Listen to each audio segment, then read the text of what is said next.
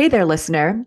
Have you begun to realize how incredibly important sleep is in our lives? It's where our body heals and regenerates. And then, of course, where did it all begin? How did our early sleep patterns and the ritual and culture that we have around sleep affect our somatic experience later in life? Today, I have infant and toddler sleep specialist Aleni Katsinis here to talk about the way that sleep affects our children and the things that we can do, right, or start shifting in our approach to create more deep connection, intimacy, and health for our children and for ourselves for the rest of our lives. Stay tuned.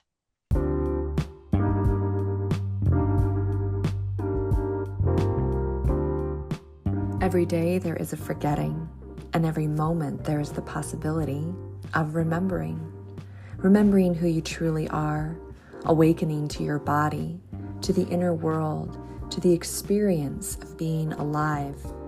Here is where you find the beauty, the joy, and here is where you free your soma. I'm your host, Aimee. I'm here to help you move from pain to power, from tension to expansion, and ultimately from fear to love. Hello, Aleni. I'm so glad to have you here. When I met you some weeks ago, months ago, right away, your approach was very resonant with me. And I was so excited to hear more about all of your knowledge and background that you have around sleep. So maybe to orient our listeners to your approach, right? As a infant and toddler sleep specialist, why do you think that sleep is so important to get right when you're raising a child? Well, hi. Thanks for having me. I'm so excited. I feel like when we met, we clicked and we just vibed right away, which was really cool because sometimes when I talk about what I do, I get nervous with like the reaction, like, oh, you're a sleep trainer? I'm like, no, I'm not. And then I always like, never know how it's going to happen, but we vibed, which was really cool. So, my approach is very, very different than your average approach that you'll probably see online, what your pediatrician's telling you. It's very holistic and instinctual and goes with your connection with your child. And of course, sleep is important, right? Like we all need sleep. It's important to have sleep as a baby, it's important to have sleep as a toddler. But in our society, people deem babies or toddlers as bad sleepers if they're waking at night, if they're wakeful, which is totally false because it's important for babies to wake at night to feed and to get comforted and go right back to sleep. So we can create healthy sleep habits starting from infancy, into toddlerhood and childhood. But you'll hear that culturally, you have to put your baby to sleep alone. You have to make sure they fall asleep alone so they can have those healthy sleep habits. But I'm totally opposite. I create positive sleep associations with the families I work with to create those everlasting healthy sleep habits. Because when you're connecting with your child before bed or soothing them to sleep, that's creating lifelong, healthy habits around sleep. Those positive sleep associations are so beneficial for babies and even for us adults, right? Before we go to sleep, we want to be calm. We don't want to like sit there and cry ourselves to sleep like we're told to babies. So, yeah, I hope that answered your question. I'm not sure. I always go on tangents. No, love it. I love it. And I really see eye to eye on you on the sensitivity around this subject because a lot of us, culturally were sleep trained, right? And may not even fully grasp or understand the impact that that early experience had on our nervous system, right? And also there's a lot of people who continue to sleep train or who really believe that that's the right thing to do, and they're being told by the experts in their world that that's the right thing to do. And so when you start to offer another approach, and then usually people ask, well, then what's wrong with what I've been doing, or what's wrong with the other way, right? Then it's sort of delicate territory because you don't want to be sounding like you're accusing people of abuse, right? And also respecting that there's a status quo that exists, especially in this country, that doesn't see it as abuse at all, but sees it as some kind of helpful thing, right? And Where I come on from it is that I was raised with a mother who always co-slept with us. That's how I grew up. I grew up co-sleeping. And some people think that's strange, right? Or weird, or they could not imagine doing it. But the truth is, when you look at cultures all over the world, it's more common to co-sleep with your children than it is to separate yourself from your child, have them in another room and listen to them over a radio. It's just, Totally. and we're the only mammal, right? The only mammal on earth that would separate itself from their young when they sleep. Not even whales would do that, right? There are no other animals that would do that. So when we actually ask the question, is this a natural way to do things, or is this a human construct, right? That has come through, wanting there to be a certain level of convenience in our lives, right? The answer is kind of clear that it's not really a natural thing to do from a biological standpoint, right? And also a cultural one when we look at the status quo, like I said, all over the world. Totally. And that's the thing, like our westernized culture is so different from everywhere around the world, right? Because moms have to go right back to work at 6 weeks. So they need their babies sleeping all night. They need their babies separate from them so they can get back to work, and just go in the function of our society. Like we don't want babies to depend on us because we want them to be independent at a very young age so they don't need to rely on us. But that you said, it's totally going against biology. Like, and that's what I help families teach is like, unfortunately, our society is setting us up for failure. It's setting moms up for failure, and we don't have the support system like in other cultures. I mean, it's called a village because in other cultures, they have a village around the mom. They're helping raise the baby. Some babies don't even know who their mom is because there's so many aunts and grandmas and neighbors, helping raise this child so the mom can heal like they're supposed to postpartum and not supposed to go right back to work. So same with me. I was co-sleeping with my mom. My mom breastfed till I was 3 or 4. And when I had my baby, I thought it was just a normal, natural thing to do that. My daughter is now 5, but back we had her during 2020 during COVID. So when instinctually I'm nursing her, right? I'm nursing her to sleep. I'm laying with her, like, but then in the back of my head, I'm like, well, everyone's telling me not to do this, but like, why is my gut telling me to do this? And I know that's my instincts. Like my instincts were screaming at me to like co-sleep with her, nurse her to sleep. Like, why is everybody telling me she can sleep by herself? Or why is it okay for her to cry herself to sleep? Like, it just didn't make sense to me. I was like, there has to be another way. And thankfully, I found it and I got certified in this attachment based approach. And I, explored this beautiful way of attachment parenting, especially when it comes to sleep. And I'm so happy I did. But unfortunately, so many of us don't have that. They don't find me until later. They're like, I didn't even know you existed. I'm like, I wish you found me sooner because they think sleep training is the only option. They Right. think that if they never put their babies down independently, they're never going to sleep like into the future. I was like, that is such an absolute, right? Like that's so dramatic because that's what people are telling them. Like you have to do it at 4 months old or they're going to have issues, into childhood. I was told that if I supported my daughter to sleep, Yeah. she was going to have issues as a 5-year-old, but now she sleeps beautifully because I set that up for her. She knows if she needs me, I'm going to come to her like I always have. And that responsiveness consistently creates a healthy sleep habits and it creates that healthy attachment that is biologically needed, right? For us Yeah. to be humans and to have connection and to just grow up and have that secure base from your parents and from your mother, especially. But unfortunately, it's just our cultural norms, like you said, like we're just not set up for that. And Right. it's sad. Like other countries, they have hotel rooms where you can like, and like Sweden and stuff, like when you book a hotel room, it's like, are you a co-sleeping family? Do you need a co-sleeping bed? I'm like, can you imagine if America had that? They're like, here's the crib, like here you Right. want, it's insane.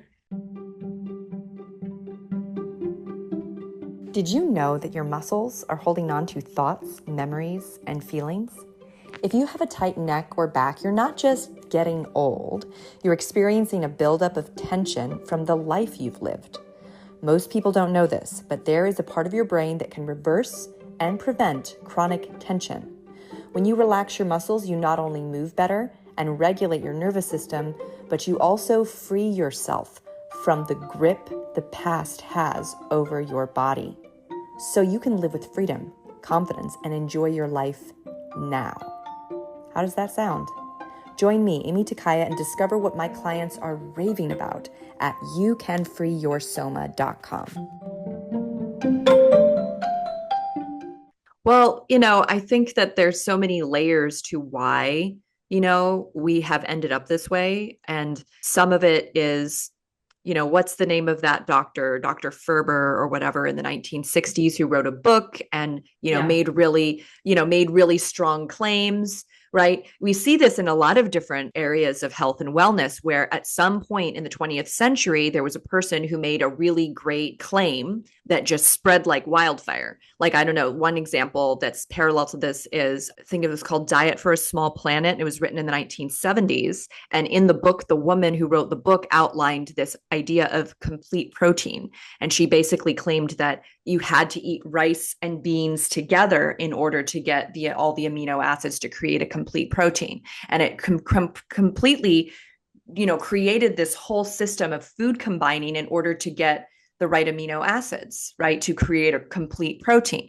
Well, that book changed the entire nutritional conversation all over the United States. But what people don't know is that she came out with a revised edition of that book in the 1980s, the same book, but revised, where she corrected herself. And she said, there's no such thing as an incomplete protein. All proteins are complete. That's what makes it a protein. So she actually went in and corrected herself.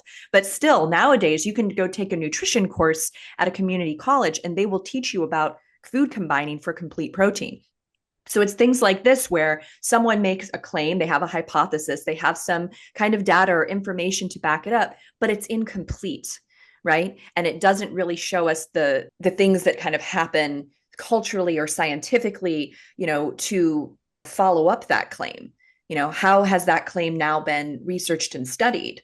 And I think this is true of the Ferber method and with sleep training, is that when you actually look into the claims that a lot of people are making, it's like they don't really have any actual data to back this up, like the idea that your daughter's not going to sleep well, right, if you don't leave her alone in the room and let her cry it out. Is there any data that can show that that's actually true? Because it sounds like a myth to me at the end of the day.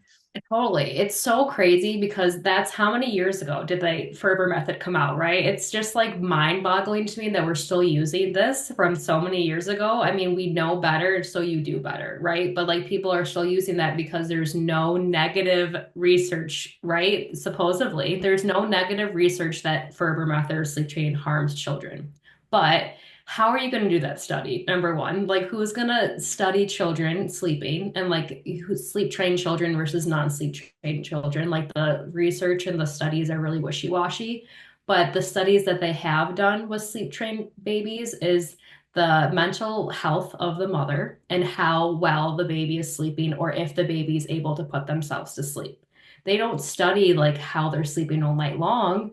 They're not studying the happiness of the baby. It's because the mom's happy now because she's getting sleep, because the baby stops signaling to mom. The sleep trained babies, excuse me, still wake up as much as non-sleep trained babies. They just stop signaling to their parents, because they were told not, they're trained not to, which is also a crazy concept to me that you're trying to train a baby to sleep alone. I mean, why are we training children? It's not training because sleep is biological function. We all know how to sleep, especially for babies and toddlers. Sometimes we have to help them, set them up for optimal sleep, which I help families do because you learn about your child, right? Every child's unique and different. I learned my daughter's highly sensitive and she doesn't need as much sleep as your average baby that you'll see online, those schedules and all those things, like your Pinterest perfect schedule. You need to do this for your baby. My daughter never followed those. So I always thought, what's wrong with her? Is she broken? She's not fitting in with every other baby. But I just learned she doesn't need that.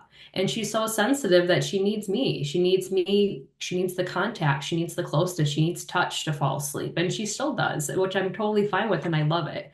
Another study back, I'm sure you've heard about self-soothing, right? Yes. You have to teach your baby how to self-soothe in order to sleep independently, in order to, create healthy sleep habits. That study was done also in the 60s about it was not even supposed to be about teaching self-soothing for independent sleep. It was just a study based on temperament. So it was the self-soothers and the signalers. And it was just when babies wake up, Are they signaling to their parents, or are they able to put themselves back to sleep?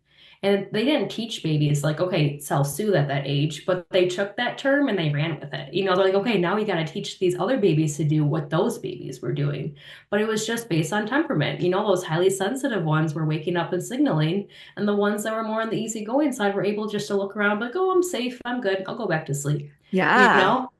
So, Yeah. and then it's like unfortunately, you have these highly sensitive little ones who, if you're being told to sleep train your highly sensitive child or with the Ferber method, it's taking longer for those babies and it might not work for them, right? Like it didn't work for them because they're crying for 3 hours every single night for like weeks on end. And they're like, Yeah. well, it's not working. They're like, well, sleep consultants will tell them you're not doing it right. Or like, you need to cry longer, all those things. And it's just upsetting because your baby is just really sensitive and it's not normal for them to cry anyways. It's Right, they right. For 3 hours, that's pretty awful, but like yeah. I know that there's variations of the sleep training method. Like I know that there's this one where you like go pick up the baby and then you put them down again, Yeah. and then you go in and pick them up and put them down and you keep doing that. And I'm not really sure that's any better. Like personally, like that feels kind of mechanical to me and strange. Like if I'm going in to pick up my baby, why don't I just hold them till they fall asleep? You know what I Exactly. mean? Like why am I, but again, this idea of self-soothing is really interesting because I appreciate what you're saying about the child's temperament. And another way we could put that is like their nervous system construction, how they're Mhm. wired. And some children are going to be more agreeable to just going back to sleep. They're going to have more of maybe a proprioceptive awareness that's developed in their bodies where they know where they are physically, feel, that safety of like, oh, I know where I am. I know where I like end and the world begins. But children who are highly sensitive, and empathic and all those, think words that we use to describe a certain configuration of a person's nervous system may not be getting that feedback from their physical body about where they are and that they're safe, and they need that physical touch. They need that outside co-regulation of your nervous system, of a grown-up person's nervous system, for them to feel that sense of security that allows their nervous system to downregulate out of whatever kind of fear, right, they're living in as a baseline, being highly sensitive, being very perceptive, and taking in the world that way. So I think that this is, again, very difficult to study because of all the different variations. Plus, in my personal, like more as a somatic educator and in my intuitive kind of realm, when I have a client coming to me who is having a lot of anxiety at night, they're full grown adult, but that's when they get most anxious. That's when they get most dysregulated. They can't sleep, insomnia, or they wake up in the middle of the night with a panic attack. I've had multiple clients like this in the last few years.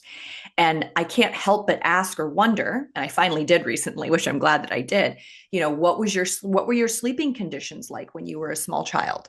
Did you sleep alone? Were you scared at night when you were alone in your bed as like a 4-year old? Did you have nightmares? Did you feel like you could go and, wake up your parents or go get that support from your parents? Right? Because I wonder myself, knowing how, our early years affect our nervous system and affect our behaviors, if there aren't adults out there who are living with a certain level of anxiety and disruption to their sleep patterns, that actually goes back to those early years, right, of feeling abandoned, even if they may have not even had the words for that at the moment, and that moment in time. Totally. I totally agree with that. And I feel like those long-term studies are hard to study as well because there's so many factors that go into anxiety when you're an adult, right? It's like Yes. you can't pinpoint, well, I was sleep trained, so now I have anxiety. You can't say that because there's so many things that happen throughout a child's life into their childhood, their teenagehood, like trauma. But of course, I totally agree. I mean, the first 3 years of your baby's life is forming their brain. It is so important for you to respond consistently day and night. Like why do we stop responding to them at the night when you need them most? Like you said, I mean, like for grown adults with developed brains, like our babies' brains are nowhere near developed. They need our active, right, our regulated brains to help them regulate. If they don't have that. I truly believe it is harmful. And so many people say, like, you can't say that. Like, sleep training is not harmful. We've been doing it for years. I'm like, But just think of it in the moment. Like, even if you're not doing it for the future, of course, you want to think about your future with your children, but like, just in that moment, if your gut and your stomach and everything's telling you, like, I need to go to my baby, then go to your baby. Like, there's a reason those instincts are in you. It's primal and it's biological. And sleep training is not the only option. Unfortunately, we're being told that. And now a lot of people aren't using like the cried out method. They're using those gentler methods about pick up and put down or the chair method and all those other methods because cried out is really does sound neglectful, right? And like people don't want to use that. So they're throwing on like gentle sleep training. But I always tell clients who have tried it and then come to me, they're like, oh, I tried gentle sleep training, it didn't work. Like they still had to cry. I'm like, if anybody is telling you their method is gentle, but they're telling you to leave your child alone to cry, it's not gentle. Like they're just making it sugar-coated to sell something to you. You're still going against your instincts and you're going against your child's cues. And there's that misattunement there. Like if they're crying for you and you're looking at them like, oh, it's 2 minutes. I have the time, 2 minutes. I can't pick you up until then. I can't make eye contact with you because the book says I can't. You have this terrible misattunement with your child, which is really affecting attachment. And of course, we can always repair attachment, like we're parents. I know you're a mom too. We're not perfect. We're gonna have, misattunement with our children, and there's moments of repair. But I just feel like night after night, if you're not responding to your child, there's something that's gonna snowball into something later on, right? It just makes sense to me. Right. Yeah. And the repair is a real thing. Right. And I think Yeah. about that a lot with, someone could have, whether it's sleep training or some other kind of approach when they're young that is not the most helpful for their developing nervous system, but you get a whole bunch of other things really right. Right. In terms Yeah. of supporting their nervous system and their overall well being. Well, then that person may grow up and, even though they had that experience, it's kind of balanced out. Right. Whereas someone else, who has been sleep trained or who had some kind of early, maybe we could even say like birth trauma could be a factor, right? Yeah. And then they don't get those things that support their healing because their environment is chaotic or because their parents are unavailable and overwhelmed, or maybe, they're raised by people who aren't their parents, you know what I mean? Like in some scenarios. And so they don't get that repair. They don't get that support. It's kind of like can turn into a very difficult situation for people, and I want to say, repair of your nervous system can happen at any time.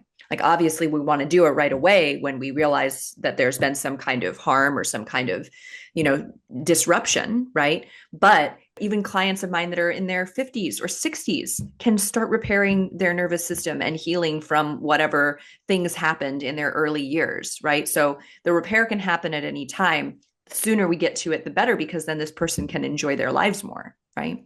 Yeah, yeah, totally. I mean, everything starts with your childhood. Everything starts with your childhood. I'm sure you, like you say, you ask those questions, right? Like, oh, I have a hard time sleeping. Well, how was it when you were a baby? Like, it all goes back to being a baby and being a child. And I feel like that does put a lot of pressure on us, right? As caregivers, like, oh my gosh, I have to do this right, or I'm going to mess them up forever. And I always tell clients, like, it's not forever. Like, there is a light at the end of the tunnel. Of course, it's hard. And I feel like as our children get older, and if you keep that bond and attachment with them, having those conversations as they get older, like, I did this when you're a baby because I thought I had to, it's like, and I'm sorry that I did. And like, I tried the best I could, all that stuff. Like, I'm very much about that because I never got apologies when I was a kid. And my parents definitely parented differently. But it's like, better as a parent, you're trying to heal your own inner child while you're raising a child. So it's a lot. And those triggers come up, which I'm sure it's from the trauma, right? And it's your body processing that still. And they weren't able to heal. And I think that's so, so powerful. I mean, you're doing such powerful work for families and people and helping generation and generation. And that's what I like to do because my business is rooted in sleep. So it's like I'm trying to create those roots in your children as their babies so we can have these generations of generations. Like I want to stop the old way, like throw that out. Sleep training should be done. And like I just don't, I wish I could ban it, but it's still there. People think like you have to do it. And I'm just trying to reach out everybody out there, be like, this is the message. I promise you it's not the only way because they keep being told that. So it's heartbreaking. Yeah, absolutely. I'm so glad that you are doing what you're doing and that you're being, a voice for another way because it does, and here's the thing I would love to explore a little bit the way that, a mother has these instincts, right? And so much of it, is just in her nervous system, in her body. And we could say maybe some of it is like hormonal or like learned from how, she was parented. Although sometimes that's not the case. Sometimes they, there are women who are incredibly nurturing and attentive who had completely absent mothers, right? And their attentiveness is almost in response to the lack of that they had early on. You know what I mean? Like how we can Mhm. kind of have our behaviors formed by the absence of something. But at the same time, there are women who have struggled, like with, say, postpartum depression, or who are struggling to feel connected to their baby, right? And then at the same time, feeling guilt or shame about that. When have you ever worked with a mother who, was just really honest and said, I struggle to feel that instinct to pick her up when she's crying? Right. And if that's the case, like, is there a way for the actual act of doing it to start repairing and building that for the mother? Yeah, I definitely have worked with clients, not in the present moment when they were struggling with it, because I had it like after the fact, if they got the help they needed or the therapy they needed or, the healing process, because there's always a root cause to that, right? Like there's postpartum depression or anxiety, there's a root cause under that. And a lot of times it could be birth trauma for sure. They had a traumatic birth, traumatic pregnancy. If they're not having support, there's always a reason. It's not like, well, I can't feel my instincts. They're not there. I'm like, no, there's a root cause for it. Everybody has those instincts. They're deep inside of you. There's a reason for it. And we just have to figure out why it's being blocked, I guess, in a way. And then once they do figure out that root cause, or if they're getting that therapy or that healing, they really come out on the other side like, wow, this is so much better. Or they're healing physically and mentally better, or they're getting the support that they need. I mean, I know a close friend of mine that had really bad birth trauma, and she did not feel connected with her baby up until like 9 months. And she sleep trained around 8 months, 8, 7, 8, 9 months. And because she's like, I didn't bother me because I didn't feel connected to her. So I just sleep trained her because I thought I had to. And then she's like, something kind of clicked and sparked in me after that moment. She's like, whoa, what am I doing? Like, I feel connected to this child now. I feel kind of more healed, like emotionally and mentally. Like, why am I doing this? And I was like, well, that's a beautiful, journey. Unfortunately, sometimes we do have to struggle to like come at the end, come at the light. But I feel like too, a lot of our instincts are being blocked by external noise, Mm, around us. So I always try to be like block out that noise. And I always ask them like, does that sit right with you? Like when people tell you, stop spoiling them. If you keep picking them up, you're gonna spoil them. Like, do you right. agree with it? They're like, no. I'm like, then just don't listen to them. Like it's the older generation. A lot of them say that, or your pediatrician, like it's hard, but just try to block it out. And like those noises and those words do build up in your head, and you hear it in the back of your Right. head, and you're like, oh, am I right? And then you start doubting yourself. Like, am I doing this right? Like, should I be sleep training? I mean, I'm certified, and I've been certified since my daughter's like a year and a half, and she was a toddler. She had some struggles. I'm like, should I sleep train? I was like, why am I thinking this? Like, I know I shouldn't, but it's like Yeah. you still have those doubtful things. And I think It's I think it's really just your consciousness too, and just being confident and like mindful and like telling yourself positive mantras over and over again. Like, I am the best mother to my child. Like, I do know what I'm doing, all those things. And like, just building up that confidence. And I feel like if a mother is struggling with their instincts, like, definitely reach out for support. Definitely reach out for that support. It's needed. We're not supposed to do this alone. We're not right. supposed to go through motherhood and parenthood alone. And just like if you have a partner, like reach out to your partner, tell them you need support. Like, I'm struggling in this area, like I need this, and sometimes the dad or partner really does pick up the slack if the mother's struggling, and that partner maybe feels a connection, is able to help. There's so many, every journey is unique, every family is unique that I've worked with. But those are the tips that I would definitely have, because it's hard. Sometimes you feel like I don't have the instincts, right? Like you said, like I don't feel that instinct, but then they'll tell me a story like what happened. I'm like, those were your instincts, like maybe you think they're not there, but they really are. You just have to like dig deep and like find the root cause of what you're struggling with.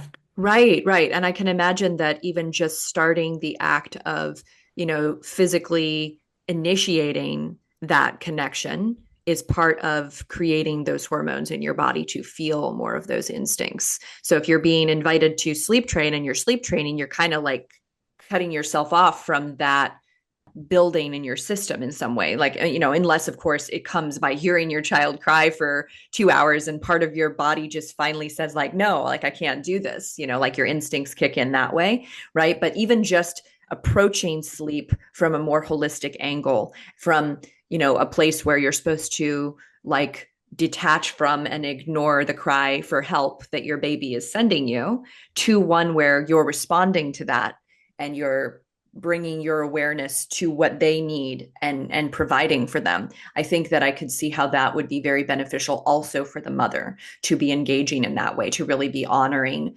the connection, right? Even if it's not easy to feel confident for whatever reason in her body at that moment.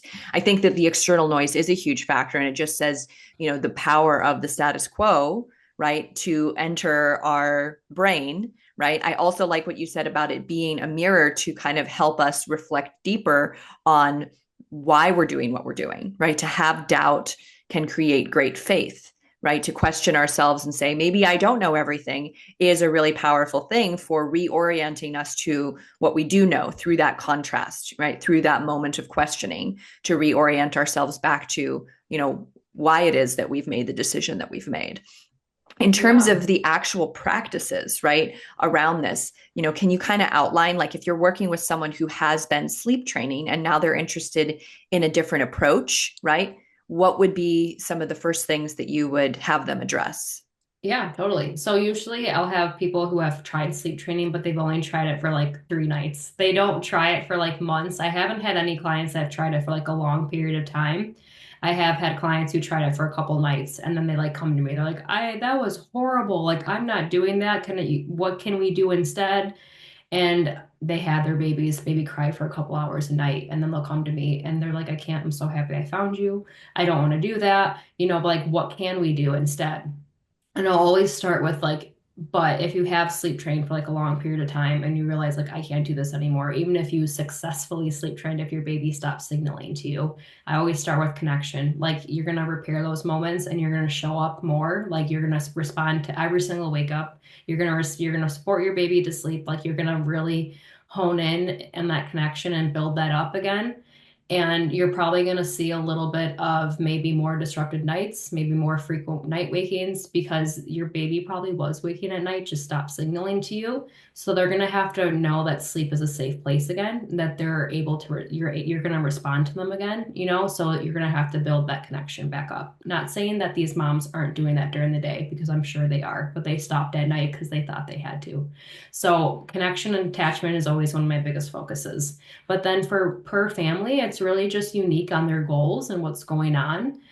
Just, like if their goals were less night wake ups, or maybe they want to stop nursing to sleep, or they want to, transition from the co-sleeping to a crib. But I always start with like, what is your reasoning? Like, why do you want to do this? Well, because my pediatrician told me I had to. Or like my mother-in-law keeps in my ear, like, you need to put your baby in the crib. I'm like, well, how do you feel about it? Don't listen to them. How do you feel? They're like, well, I love co-sleeping. I'm like, then do it. They're like, what? Like, we can co-sleep? I'm like, of course you can, as long as you're doing it safely.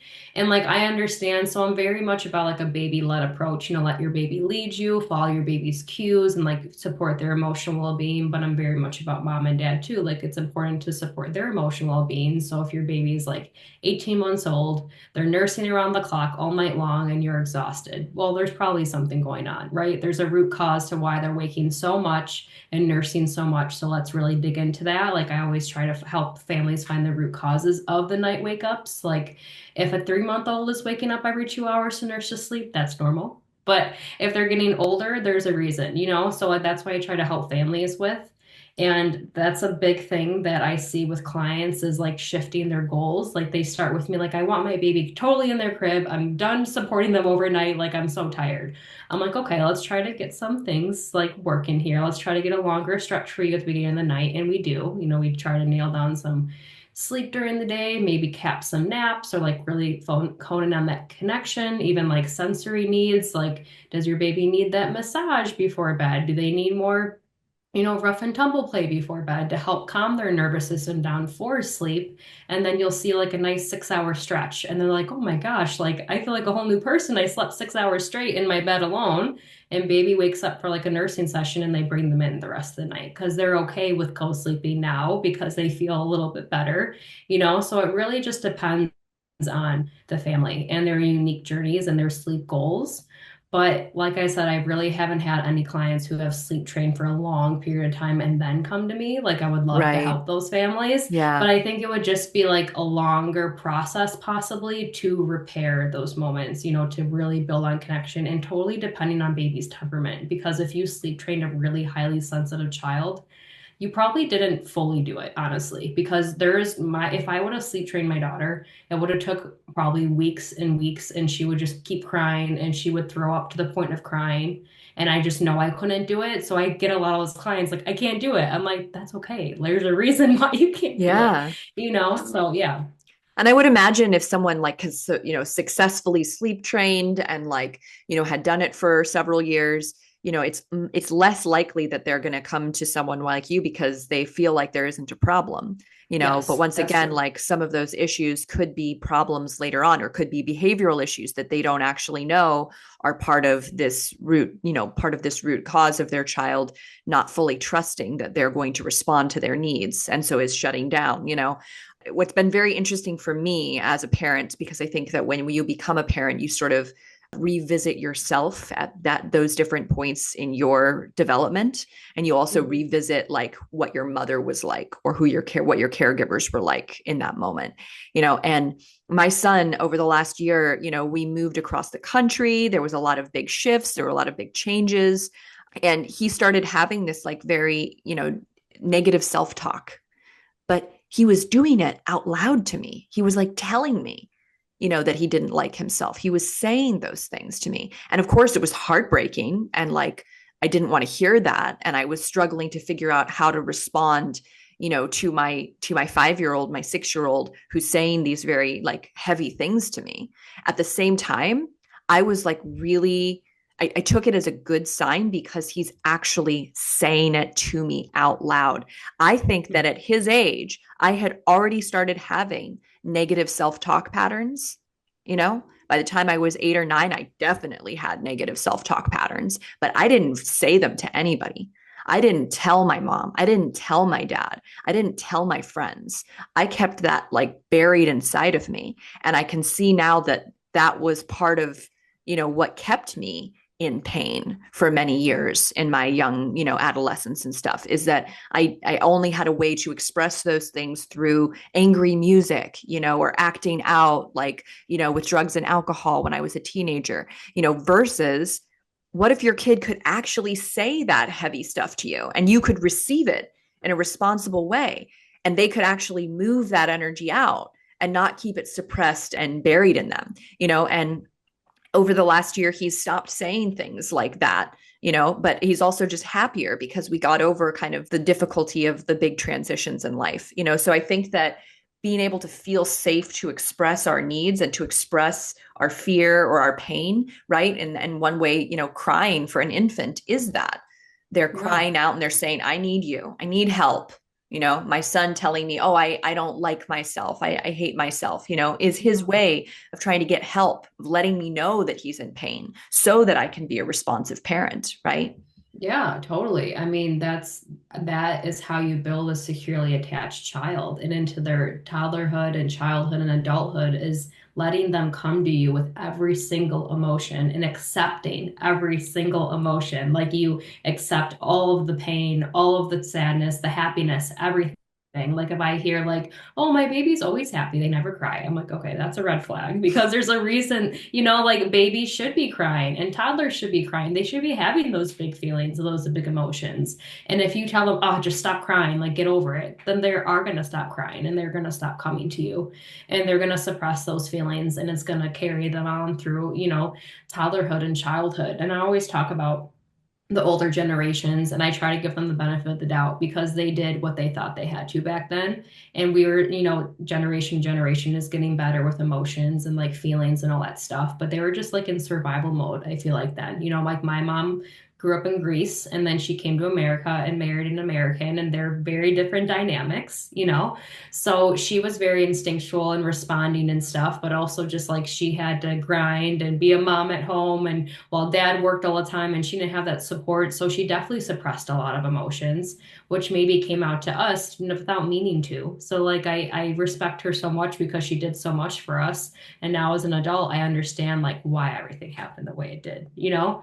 But I was gonna say also with sleep training, a lot of times if you do sleep train your baby young, things do come up into toddlerhood because if they're done with the crib, you put them in a bed and now they understand like, oh, I can move, I can get out of my bed, right? Like they're not trapped in the crib. They're gonna, move. And I see a lot of problems servicing into toddlerhood. They're like, I'll see things all the time like my sleep trained baby now is a toddler and they're waking up so much or they're crying out for me. And then you'll see comments like, well, just shut and lock the door and they'll figure it out.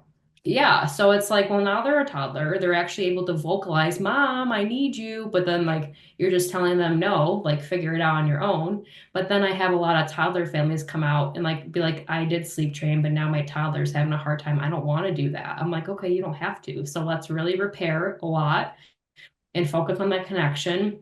You have to show your toddler that sleep is a safe place to be, and you will always come to them when they need you. And you're going to lay with them till you fall asleep. You're going to bridge that separation because it's okay if you don't want to co-sleep with your toddler. If you do, lovely. Like that would build so much connection and bonding. But if you don't want to, like lay with them, like, tell them, I'm going to come to you if you need me. Like, mommy is always there for you. Like, let's dream together. I always tell my daughter, I'm going to meet you in my dreams and stuff like that. You always want to like bridge that separation with a next connection. You never want to tell them like, just go to sleep or like, good night, come on, just, because they're going to really think about that separation. Like, separation is wounding to everybody, even to adults. Like, we sleep with our partners every single night, and we expect babies and young children to sleep alone all night, 10, 12 hours is just like funny. Like, it regulates our nervous systems to sleep next to somebody we love. Like, that skin to skin, that warmth, like, it's just so healing and bonding for everyone that you love. Like, I just feel like just embrace it. And if co-sleeping doesn't work for you because you have maybe a lot of families, I'll say like my partner's a heavy sleeper, or like they're nervous about that or whatnot. I was like, I totally get it. There's definitely safe ways to do it without being nervous about those factors. But yeah, I always go on tangents. I forgot what the main point was of this Yeah. question. Yeah. No, I mean, all of it makes sense to me, but then again, I was raised with it being normal to co-sleep, Exactly. and there are, other things too, like, we mentioned kind of breastfeeding. There are all kinds of things that we get told, about spoiling our kids with too much love, or, oh, once they're walking around, you shouldn't be breastfeeding them anymore. That's weird. It's like, Yeah. well, what if it's not weird? What if it's only something we've been told is weird, and kind of going back to this crux of things in the 1950s and 60s, formula started being pushed as like more beneficial than breastfeeding, like that somehow breast milk wasn't as nutritious as these formulas, and then it also became kind of like a class thing too, where it was like, if you had the means and you had the money, you would buy formula. And it was something that only poor people did, was breastfeed their children. And my grandmother, for instance, like, did formula for all of her children because, she believed it was better. And she had been told that, and it also culturally for her, she came from Japan, and they all, in her family's system, they had, what is it called? Wet nurses, right? So they Mhm. actually paid other people to breastfeed their children, which is, I think, rather weird. But that was a big cultural thing that you can see in societies where people have wealth. That's like one of the things they do. They outsource the breastfeeding so that the mother doesn't have to do that, Yeah. which is strange in my view.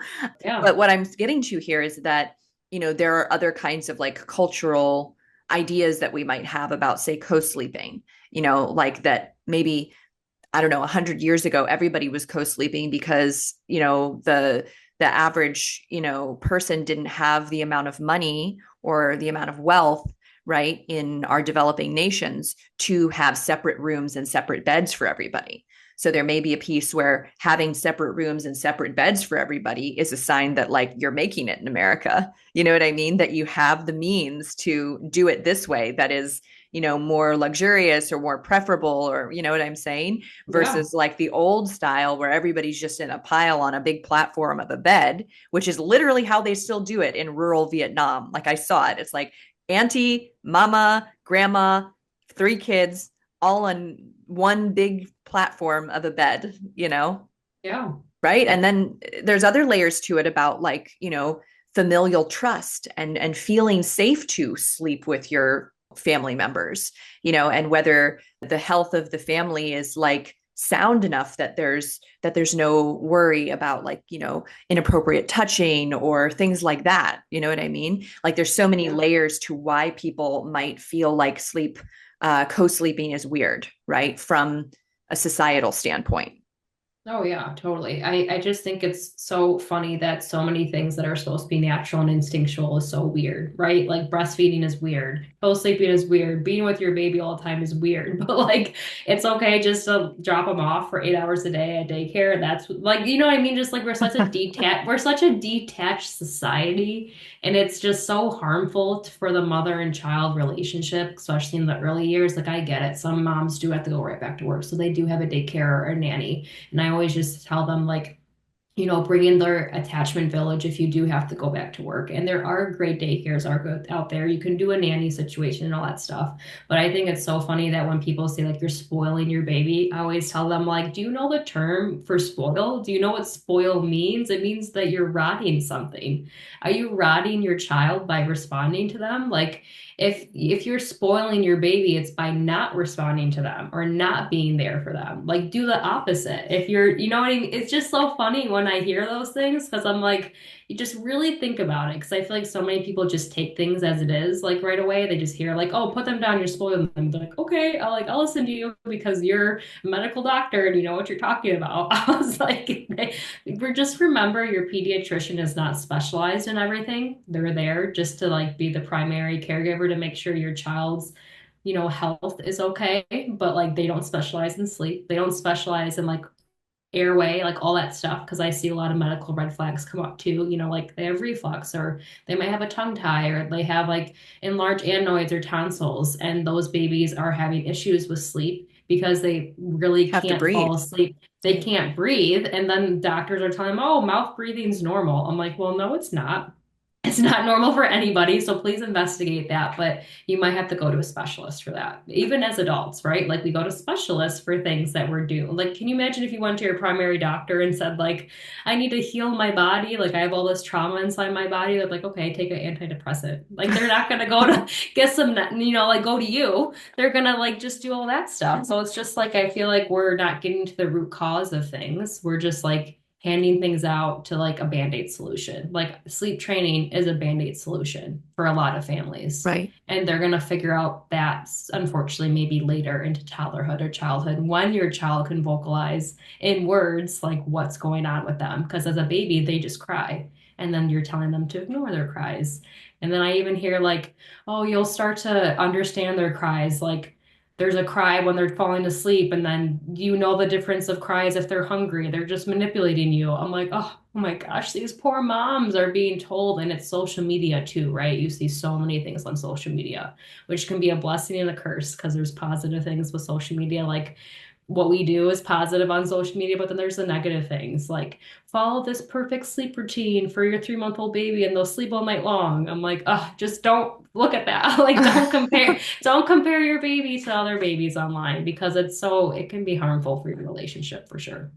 I love this, focus on listening to your own instinct and listening to what your body is saying is the right thing to do in the moment, and inviting people to really tap into that to get clear on the action that needs to be taken, right? And to encourage them to create connection through loving touch, through responsiveness, right? So many times we need that from ourselves in our lives. How many times do we need like to be kind and gentle to ourselves? A lot of people struggle with, negative thought patterns, right? Sometimes when I'm having those negative thought patterns, I've first of all, as a somatic educator, I've stopped seeing my mind and body as separate, right? I see it as like my thoughts are an expression of my body. My thoughts are an Mhm. expression of my biology at that moment, right? And so when I'm having negative thoughts, it's like, what if I listened to that like it was a dear friend of mine, or like it was my little son telling me, that he's hurting in this way, that he's feeling down, about life or about himself. And instead of just trying to override, ignore, or shut down, right? What if I like kind of held myself in my negative thought space? Right. And I do that now. It's like a thing that I've learned to do when, my preferred approach is like, I'll just go lay down in my bed for a little while, and I'll just like let myself kind of curl up and feel, the downness, right? But it's hard for many people to do because they didn't have that experience as a child where it was okay and it was safe to be, Yeah. in some kind of intense place, of sadness or pain. Like, there's so many things that are very natural for human beings to think and feel that we have made weird, as we were saying, like for a person to have, like a dark thought where like, oh, I just wish I could like melt into the grass and just like not be here. And like, we get really alarmed. It's like, oh no, like suicide, like, you know what I mean? Like Yeah. and I'm not saying we shouldn't take those things seriously, but the truth Yeah. is that most human beings have those kind of thoughts. You know Yep. what I mean? From time to time, as we feel pain and as we suffer with whatever it is that we're challenged by at that moment. So I think there's a Yeah. lot here that you're building a foundation for people to not only be more responsive to their little ones, but to build that muscle of being responsive to themselves as well, to not just Totally. ignore their inner cry, but listen to that and do something about it, be something about it. Totally. People are so uncomfortable by emotions, right? Especially crying. Like I'm sure you've seen or you heard families like anytime a baby starts crying, everyone's like, okay, how do we make the baby stop crying? Like, of course, sleep training is different, but even just, baby is being held by mom and they're fussy and they're just crying because they're communicating there's something wrong. Everybody in the room has to figure out how to make this baby stop crying. They're clapping in their face, they're distracting them. I'm like, the baby's crying for a reason. Let the mom handle it. And they try to take the baby from the mom. Oh, I can do it. And I think, like, why do you think you can do it better than the mom? So it's just funny. And when you're talking about things for adults, I think it's also funny to think about the term self-soothing because I did a post online about the difference of what we tell a baby to self-soothe versus an adult. And self-soothing for a baby is let them cry and figure it out by themselves. But for an adult, it's like going for a walk or talking to a friend or getting a massage, taking a bath, right? Like all these self-soothing, self-regulating, because that's what it is. You are self-regulating to calm yourself down, which babies are impossible and capable of doing because they don't have a regulated brain, right? Like we do. So I just think the comparison, I always like to say that because everyone's like, well, can my baby self-soothe? I'm like, no, they can't. Are they able to down-regulate from a distressed state by themselves? No. That's what it means. And you have to help them. And unfortunately, a lot of us have a dysregulated state a lot of the times because we have that trauma. Like I'm learning that as I'm growing with my child, like, oh my gosh, this is triggering to me that she's crying or I can't calm her down because I'm thinking, okay, when I was a child, I probably had to suppress my emotion, right? Or I was told to stop crying, all those things, those triggers come up. So it's like I have to heal my inner child. I have to regulate myself, learn how to regulate because we all saw emotions being suppressed or like getting angry and throwing something across the room. Like we weren't taught healthy ways to express our emotions. So like it's so important to teach our children how to express those emotions in a healthy way. Like it's okay to have feelings, of course, all those feelings, anger, sadness. We don't want them not to feel them. We just have to teach them like how are we going to feel them? In what way is a healthy way? And I'm here to help you. I'm not going to I'm not going to put you in timeout. I'm not Right, going to right. close the door on your emotions. Like I have a nice little calm down area for my daughter when she's having those big feelings to teach her, like, we can go sit and calm down together. There's tools we can use. And now, if she's 5, she sits there by herself and she'll sit and take deep breaths or she'll read a book. And like, I'm always there to help her if she needs it. But I've helped her all these years, took years and years to build this co-regulation, and like we're seeing it, but still I know it's not going to fully be there until she's a grown adult, right? When's your brain stop developing? When you're 25 years old? Like it takes Right. years and years for that co-regulation to happen with a responsive caregiver. Like that's how you build it up. Right. Yes, absolutely. And, as you said, like, we're still learning this often as adults. We're learning it alongside our children. We're just a couple of steps ahead because we do have a developed nervous system. We are capable of, taking those actions, to self-soothe. And it really is, something that you intuitively, as an adult, you intuitively figure out in the moment. Like I talk about that a lot with my clients. Sometimes I need to just go lay in my bed. And then there's a moment where I'm done laying in my bed. And the next thing that I need to go and do is take a walk or exercise. Yeah. Or the next thing I need to do is eat something. Or the next thing I need to do is, book an appointment to talk to, one of my like coach friends. You know what I mean? Like there's all these different tools. And to be able to be like a functional person, we need to have access to a variety of different tools. But a lot of the time, it's not simply just going to be, okay, well, you're feeling bad. I guess just like stop feeling bad. That doesn't work. It's that easy, right?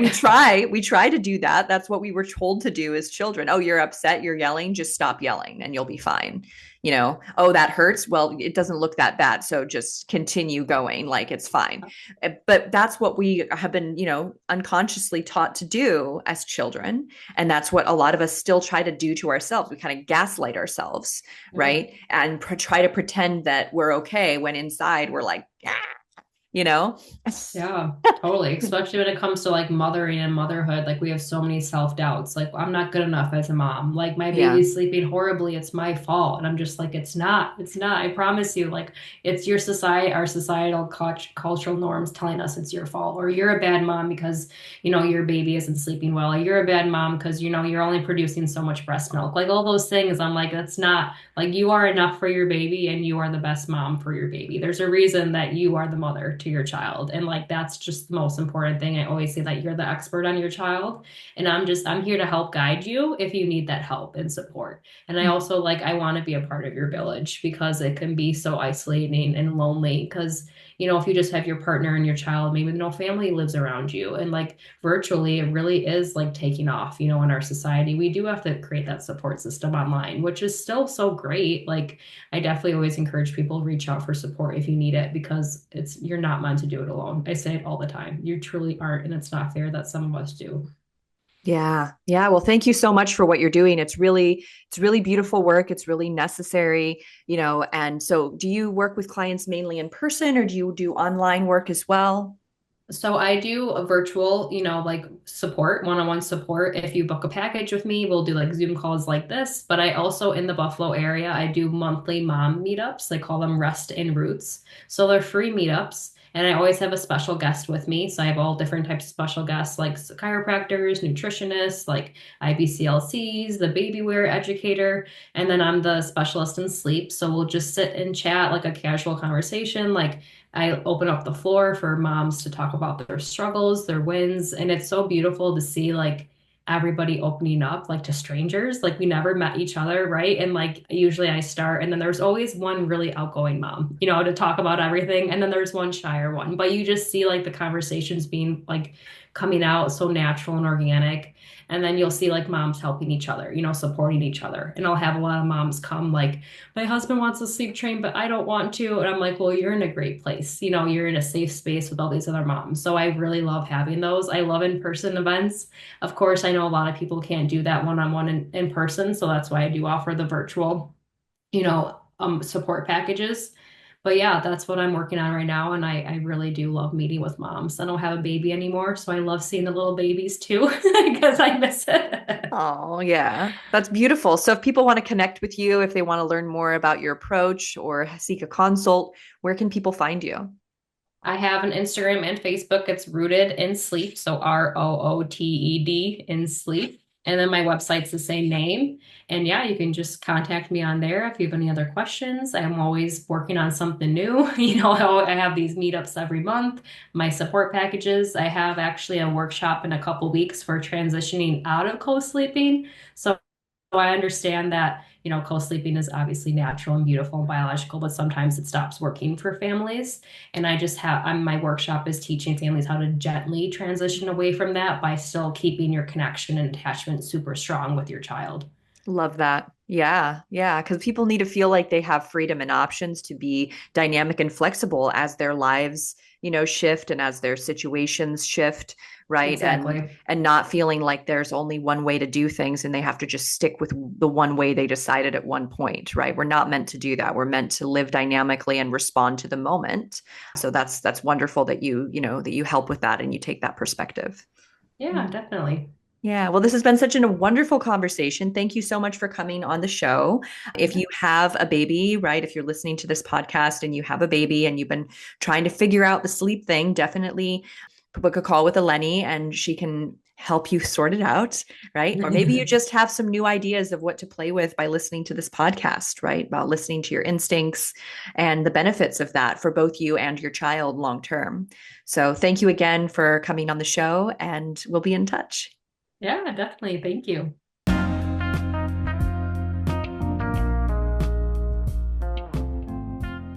Hey there, friend. I hope you enjoyed today's episode. I would love to hear your thoughts. Follow me on Instagram at Aimee and send me a DM about this episode. I'd like to thank you for being part of this somatic revolution. And if you'd like to support the podcast and help more people learn about somatics, consider leaving a review or a rating. And finally, if you'd like to have the experience of relief in your tight hips or back and learn to understand what your body is really saying to you, visit youcanfreeyoursoma.com. I can't wait to share with you what is truly possible. Bye for now.